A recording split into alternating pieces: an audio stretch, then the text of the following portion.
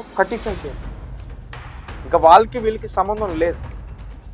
So దీంతో ట్రంప్ని జోకర్ని చేసిన Benjamin Netanyahu అనే ఒక ఏదైతే వర్డ్ ఉందో అది వైరల్ అవుతుంది. ఇప్పుడు నిజంగానే జోకర్ అయిపోయాడు ట్రంప్.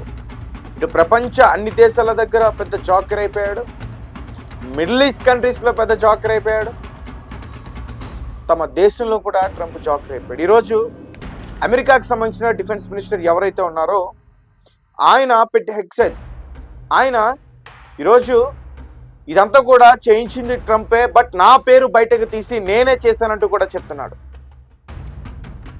ఇరాన్ న్యూక్లియర్ వెపన్స్ని డెవలప్ చేస్తుంది, వాటిని అడ్డుకోవాలంటూ కూడా ఇదంతా కూడా చేసింది ట్రంపే, బట్ అతను తప్పించుకోవడానికి నా పేరు చెప్తున్నాడు అంటూ కూడా ఆయన బహిరంగంగా చాలా విషయాలను కూడా చెప్పేందుకు ప్రయత్నించారు. ఒక రకంగా చెప్పాలంటే వాళ్ళిద్దరి మధ్య ఒక గ్యాప్ అనేది స్టార్ట్ అయింది, పెరుగుతుంది.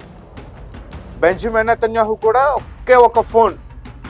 ఒక ఫోన్ చేసి నువ్వు పిరికి వాడివి, నువ్వు భయంతో పారిపోయావు. నిజంగా, ఎందుకంటే గల్ఫ్ కంట్రీస్లో అమెరికా తమ సైనిక స్థావరాలని పూర్తిగా కోల్పోయింది, థర్డ్ రాడర్ వ్యవస్థని ధ్వంసం చేసింది, 16 యుద్ధ విమానాలన్నీ కూడా పూర్తిగా ధ్వంసం అయిపోయాయి, డ్రోన్స్ ధ్వంసం అయిపోయాయి. ఒక్కరోజు ఇరాన్తో యుద్ధం చేయాలంటే 4,000 కోట్లు ఖర్చు అవ్వాల్సి వస్తుంది. 10,000 కోట్లతో నిర్మించిన థర్డ్ వ్యవస్థ పోయింది. ఇంకా ఇట్లానే చేసుకుంటా పోతే తమ పట్టు పోతుంది అనే ఒక అమెరికా సంబంధించిన సైనికులు, విశ్లేషకులు, నిపుణులు వాళ్ళందరూ కూడా హెచ్చరిస్తున్నారు, మిడిల్ ఈస్ట్ కంట్రీస్లో మన పట్టు పోతుంది అని చెప్పేసి.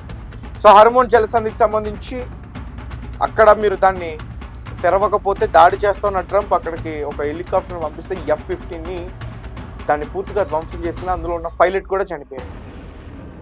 అంటే ఇరాన్ యుద్ధం చేస్తామని చెప్తుంది, మేము శాంతి చర్చలకు సిద్ధం కాదు, యుద్ధం చేస్తే మేము యుద్ధం చేస్తామని చెప్తుంది మొదటి నుంచి కూడా. ఇప్పటికీ కాల్పుల విరామణ ప్రకటించినా కానీ తమ పైన దాడి చేస్తే మేము